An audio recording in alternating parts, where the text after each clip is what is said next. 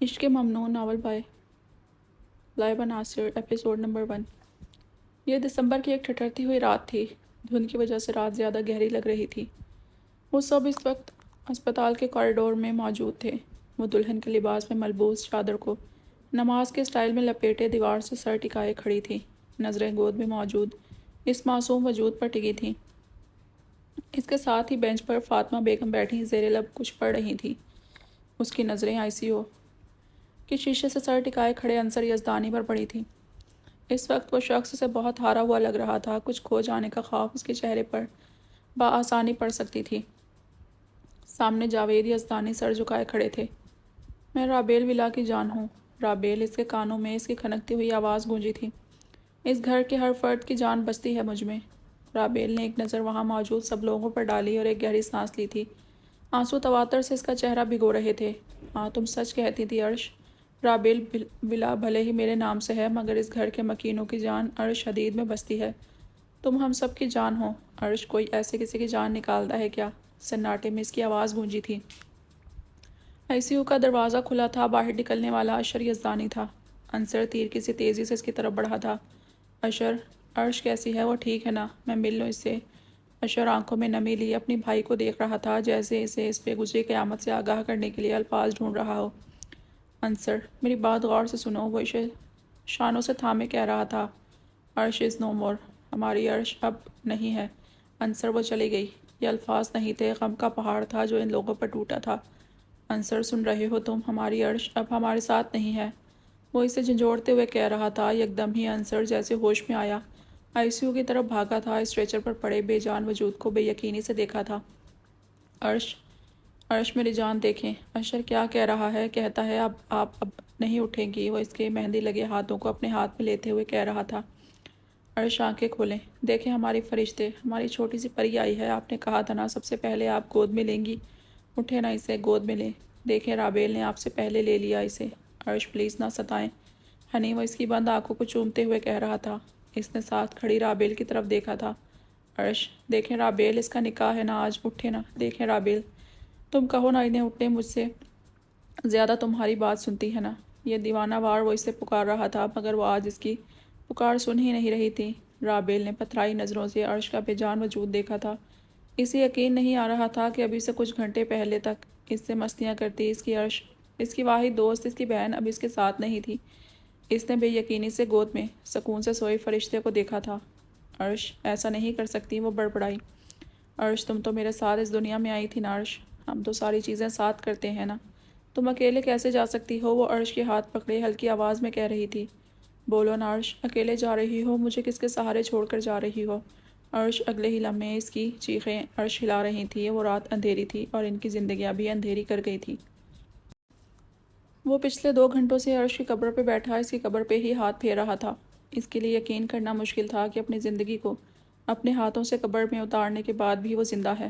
گھر چل انصر، گھر پر بھی سب کو سنبھالنا ہے نا؟ اشر نے اس کے کندھے کو تھپ تھپاتے ہوئے اسے دلاسا دینے کی کوشش کی تھی۔ انصر، میری طرف دیکھ، نقصان تو میرا بھی ہوا ہے نا، میں نے بھی تو بہن کھوئی ہے یار۔ بس اشر ہی جانتا تھا کہ وہ یہ سب کس حوصلے سے کر رہا تھا۔ کل سے سب کو دلاسا دیتے، اب اس کے اپنے حوصلے پست ہو رہے تھے۔ عرش کو یہاں اکیلے چھوڑ کے چلا جاؤں؟ اس نے نظریں نہیں اٹھائی تھیں۔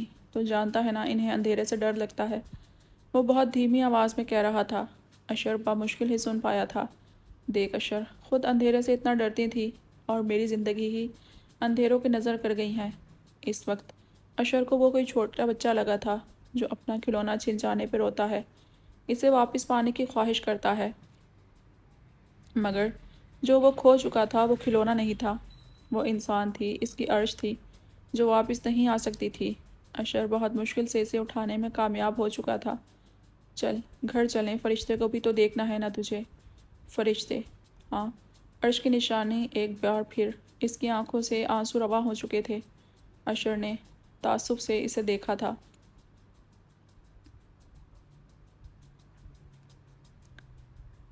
رابی، میرا بچہ اٹھو یہاں سے، میری جان۔ فاطمہ بیگم کے پکارنے پر اس نے خالی نظروں سے انہیں دیکھا۔ وہ بھی اب کل والے دلہن کے لباس میں ہی فرشتے کو گود میں لیے وہیں بیٹھی ہوئی تھی جہاں کچھ دیر پہلے عرش کو رکھا گیا تھا۔ رابی اٹھو بیٹا، لاؤ فرشتے کو مجھے دو اور یہ کپڑے چینج کرو، جاؤ فریش ہو کے نیچے آؤ۔ انہوں نے اس سے نظریں چراتے رندی ہوئی آواز میں کہا تھا۔ غم تو سب کا ایک ہی تھا، بس کوئی جلدی سنبھل جاتا اور کسی کو زندگی درکار تھی۔ جی ماما۔ وہ آنسو پیتی فرشتے کو ان کی گود میں دے کر اپنے اور عرش کے مشترکہ کمرے کی طرف بڑھی تھی۔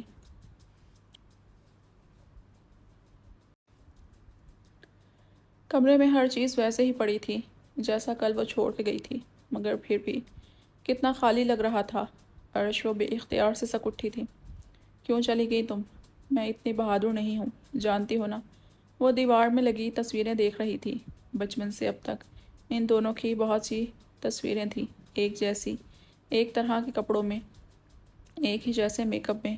ماما جانے رابی کی شادی بھی میرے ساتھ ہی کروائیں، میں اکیلی نہیں جاؤں گی، ہم دونوں سب کچھ ساتھ ساتھ کریں گے۔ اس کے کانوں سے اس کی آواز ٹکرائی تھی۔ اس کی نظریں ڈریسنگ ٹیبل پہ پڑی تھیں، ساری چیزیں بکھری پڑی تھیں، کل ہی تو عرش اسے تیار کر رہی تھی۔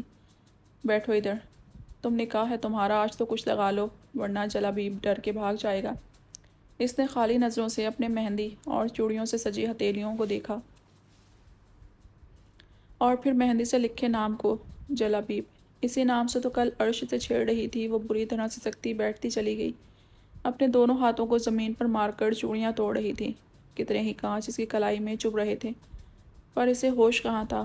عرش پلیز آ جاؤ عرش، دیکھو نا میں رو رہی ہوں، تم میرے ساتھ نہیں ہو عرش۔ کافی دیر رونے کے بعد وہ شاور لینے کے بعد کپڑے چینج کر کے نیچے آئی تو تقریباً لوگ جا چکے تھے۔ لاؤنج میں صرف گھر کے لوگوں کے ساتھ جلابیب بیٹھا تھا۔ انصر فرشتے کو گود میں لیے بیٹھا تھا۔ السلام علیکم۔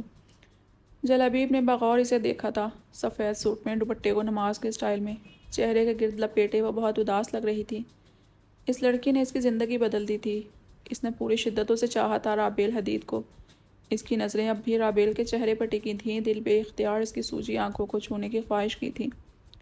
کل وہ اس کے نام ہونے جا رہی تھی، مگر قسمت میں آگے کیا ہونا تھا یہ تو وہ خود بھی نہیں جانتا تھا۔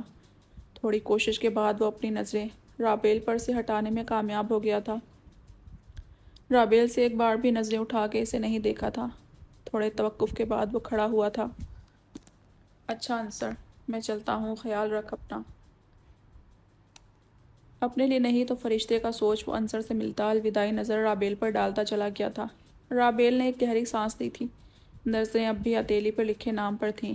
وہ نہیں جانتی تھی کہ یہ نام اب اس کی قسمت میں تھا بھی یا نہیں۔ عرش کے انتقال کو 3 دن ہو گئے تھے۔ وہ اس وقت اپنے کمرے میں بیڈ سے سر ٹکائے بیٹھا تھا۔ اس کا سر درد سے پھٹ رہا تھا۔ آپ چلی گئیں عرش، یادیں چھوڑ گئی ہیں، قدم قدم پر آپ کی یادیں ہیں، آپ کی ہنسی، آپ کی شرارتیں، یہ مجھے سانس نہیں لینے دیتی عرش۔ آنسو تواتر سے اس کا چہرہ بھگو رہے تھے، ذہن بار بار ماضی میں بھٹک رہا تھا۔ کتنے حسین پل بتائے تھے اس نے عرش کی سنگت میں۔ عرش اتنی جلدی ساتھ چھوڑ دیا آپ نے۔ وہ ایک بار پھر سسکا تھا۔ آنکھوں کے سامنے کچھ روز پہلے کا منظر لہرایا تھا۔ آپ ایک بات جانتے ہیں انصر؟ وہ دلچسپی سے اسے کوئی بات بتانے کے منتظر تھی۔ جی نہیں مسز، آپ بتائیں کہ تو جان جاؤں گا۔ اس نے اس کی گود میں سر رکھتے ہوئے مسکراتے ہوئے اس سے کہا تھا۔ میں نے کہیں پڑھا تھا، میاں بیوی نا گھڑی کی 2 سوئیوں کی طرح ہوتے ہیں، جب شادی ہوتی ہے دونوں بالکل ساتھ ہوتے ہیں، ایک دوسرے سے محبت کرتے ہیں جیسے گھڑی میں 12 بج گئے ہوں۔ وہ اس کے بالوں میں انگلیاں چلاتی دھیمی آواز میں کہہ رہی تھی۔ اس کی بات پہ انصر کا فلک شگاف قہقہا کمرے میں گونجا تھا۔ یہ بالکل ٹھیک کہی مسز، 12 بج جاتے ہیں۔ وہ ایک بار پھر ہنس رہا تھا، مگر اگلے ہی لمحے عرش کو رونے کے لیے تیار دیکھ اس کی ہنسی کو بریک لگ رہا تھا۔ ارے یہ کیا، میں تو مذاق کر رہا تھا مسز، یوں آنسو نہیں نکالنے چاہیے، اس نے جیسے وارننگ دی تھی عرش کو، اور جواباً عرش نے فوراً آنسو صاف کر لیے تھے۔ چلیں آگے بتائیں، 12 بجنے کے بعد کیا ہوتا ہے؟ وہ مسکراہٹ دباتے ہوئے اس سے پوچھ رہا تھا۔ وہ جیسے اسی بات کی منتظر تھی دوبارہ شروع ہو گئی۔ پھر ان کی لائف میں بیبی آ جاتے ہیں اور ذمہ داریاں بڑھ جاتی ہیں، تو دونوں میں دوریاں بڑھ جاتی ہیں، جیسے گھڑی میں 6 بجتے ہیں۔ اب انصر اس کی بات پوری توجہ سے سن رہا تھا۔ پھر اس نے اس کے دونوں ہاتھوں کو اپنے ہاتھوں میں لیا تھا۔ پھر بچے بڑے ہوتے ہیں، اپنی لائف میں بزی ہونے لگتے ہیں تو وہ بوڑھا بوڑھی پھر سے آہستہ آہستہ قریب آنے لگتے ہیں اور پھر سے گھڑی میں 12 بج جاتے ہیں۔ انصر نے اس کی بات کاٹی تھی۔ جواباً وہ کھلکھلا کے ہنسی تھی۔ ہاں، اور میں آپ کے ساتھ اپنی گھڑی میں پھر سے 12 بجنے تک اسی طرح رہنا چاہتی ہوں۔ جو حکم سرکار، ہماری گھڑی میں کبھی 6 نہیں بجیں گے، اس نے اپنے سر کو خم کرتے ایک ادا سے کہا تھا۔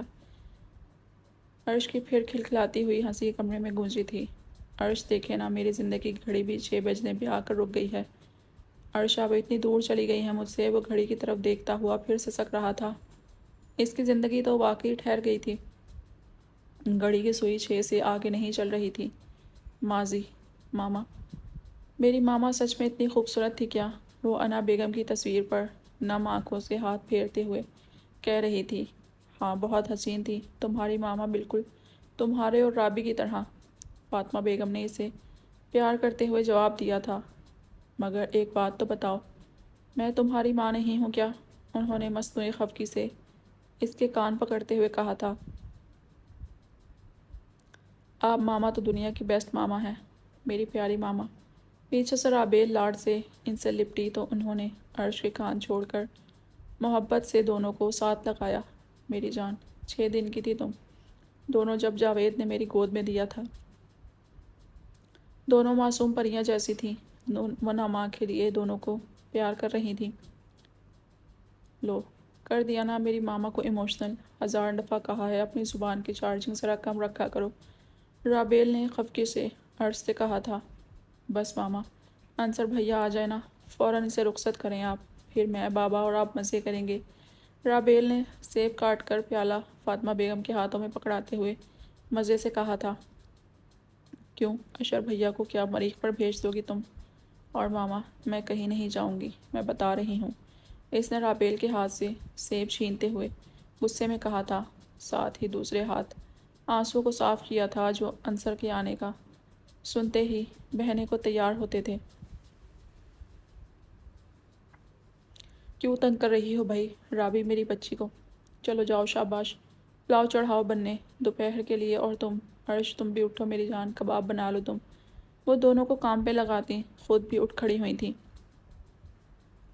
کیوں ماما، اشر بھیا نے پھر سے کسی مہمان کو بلا لیا ہے کیا؟ کباب بنانے کا سن کر عرش کا موڈ خراب ہوا تھا۔ اس طرح نہیں کہتے میرا بچہ، مہمان تو خدا کی رحمت ہوتے ہیں میری جان۔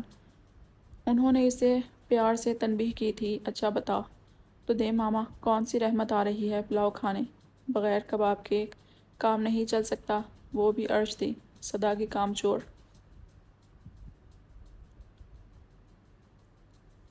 رابیل نے نفی میں گردن ہلائی تھی۔ اس کا کچھ نہیں ہو سکتا، جلا بیپ آ رہا ہے بیٹا۔ فاطمہ بیگم نے عرش کو اٹھاتے ہوئے مسکراتے ہوئے کہا تھا۔ چلو اب جلدی جاؤ، کباب تیار کرو، اشر اس کے ساتھ ہی آتا ہوگا۔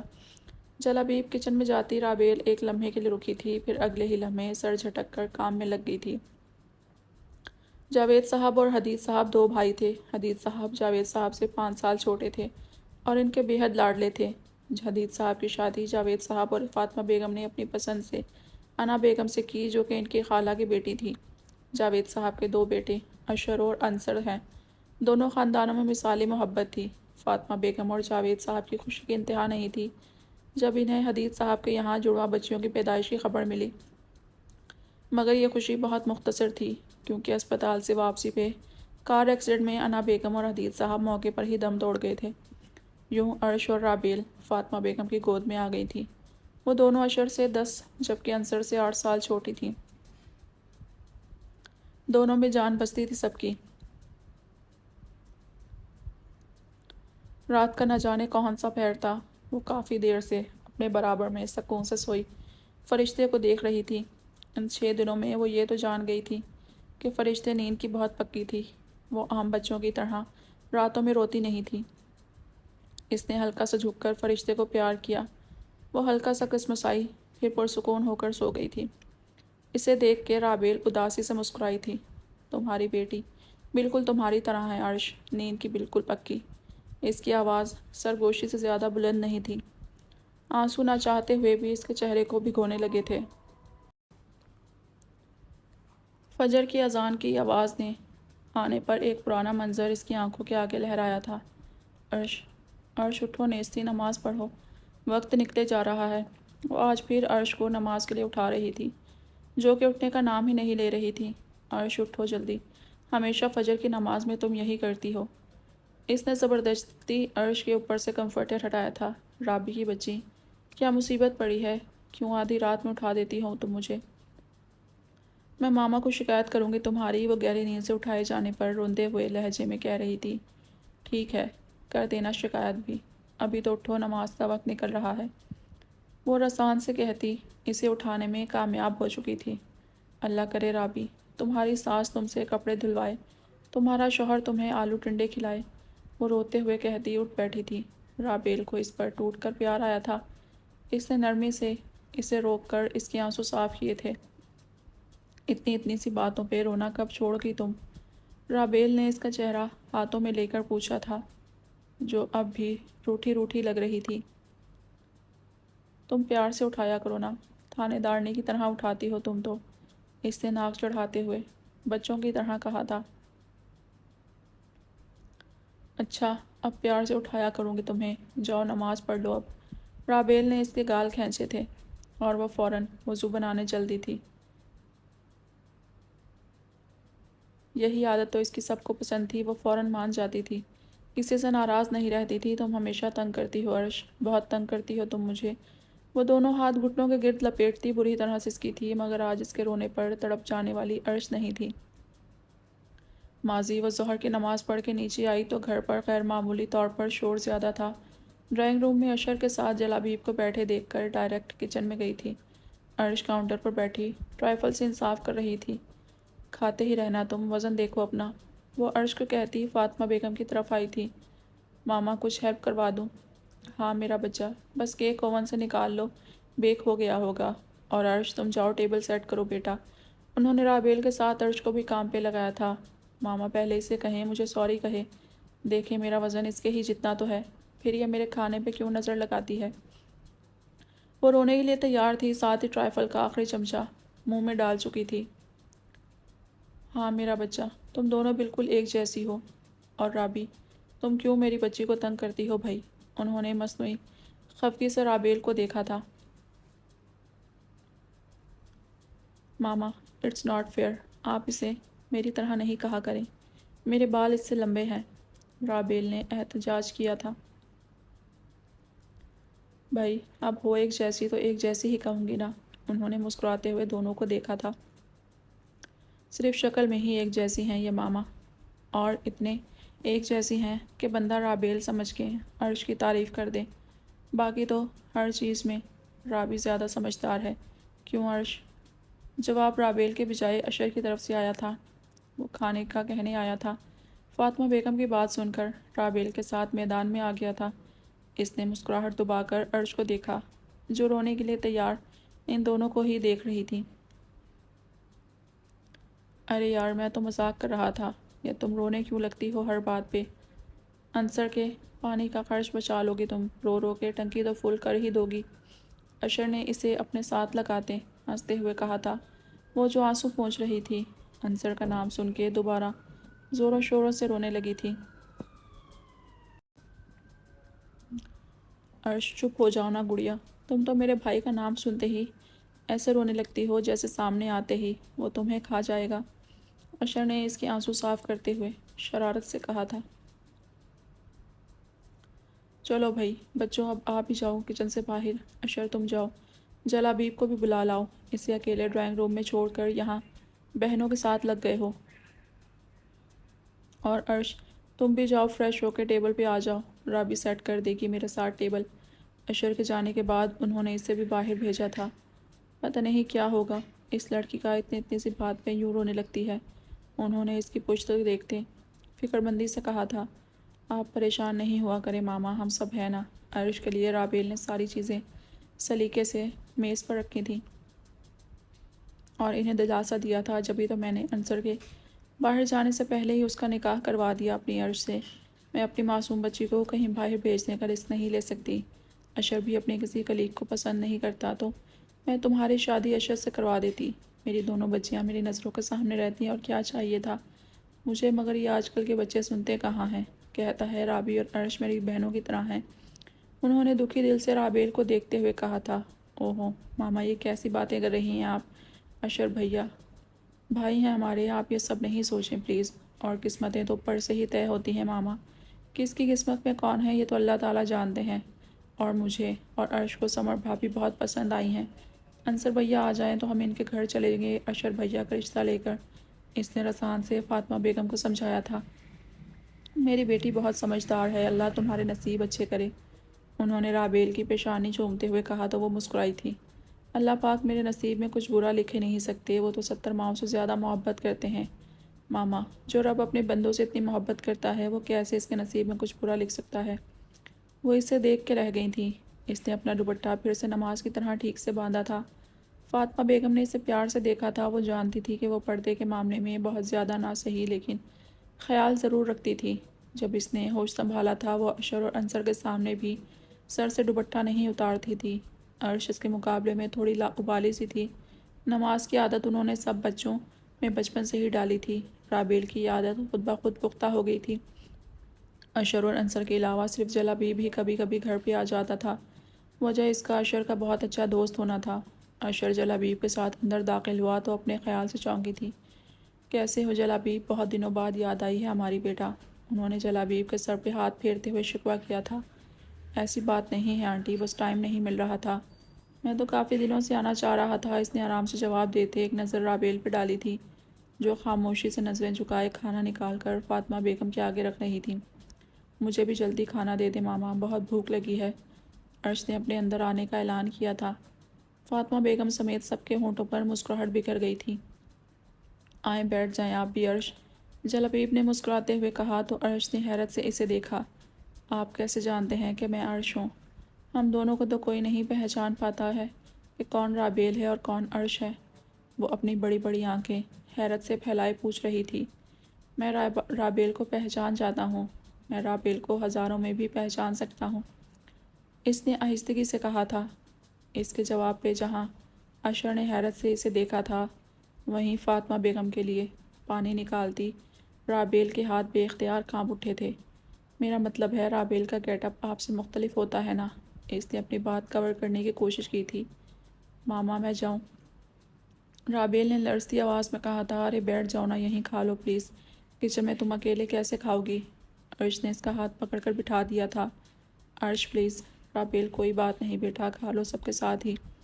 اس نے مزاحمت کرنی چاہی مگر پھر فاطمہ بیگم کے کہنے پر بیٹھ گئی تھی۔ اس نے پورے عرصے میں اس نے ایک بار بھی جلابیب کی جانب نظر اٹھا کے نہیں دیکھا تھا۔ وہ خاموشی سے پلیٹ میں چمچ ہلا رہی تھی۔ جلابیب نے محسوس کیا وہ اس کی موجودگی میں ٹھیک سے کھا نہیں پا رہی تھی۔